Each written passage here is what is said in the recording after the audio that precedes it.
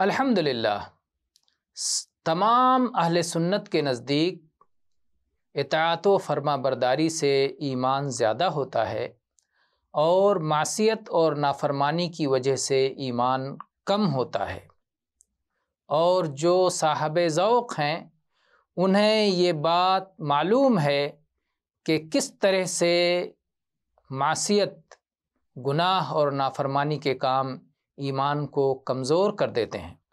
آپ وہ حدیث پڑھیے جس میں رسول اکرم صلی اللہ علیہ وسلم نے ارشاد فرمایا ہے، اذا اذنب نکت فی قلبہ نکتۃ سوداء، کہ جب بندہ کوئی گناہ کرتا ہے تو اس کے دل میں ایک سیاہ نقطہ پڑ جاتا ہے، ایک سیاہ دھبا پڑ جاتا ہے، فَإِن تَابَ وَاسْتَغْفَرَ صُقِلَ قَلْبُهُ، اگر وہ توبہ اور استغفار کر لیتا ہے تو اس کا دل صاف ستھرا ہو جاتا ہے۔ وَإِنْ عَادَ فَأَذْنَبَ نُكِتَ فِيهِ نُكْتَةٌ أُخْرَى، اور اگر پلٹ کر دوبارہ گناہ کرے تو پھر دوسرا نقطہ اور دوسرا سیاہ دھبا دل میں پڑ جاتا ہے،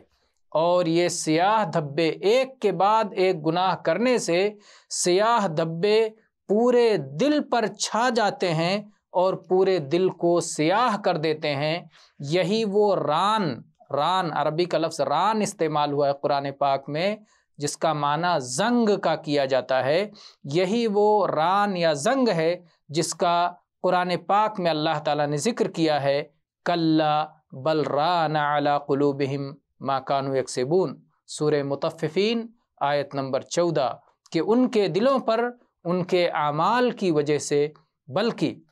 ان کی بدعمالیوں کی وجہ سے زنگ چڑھ گیا ہے۔ والحمدللہ رب العالمین۔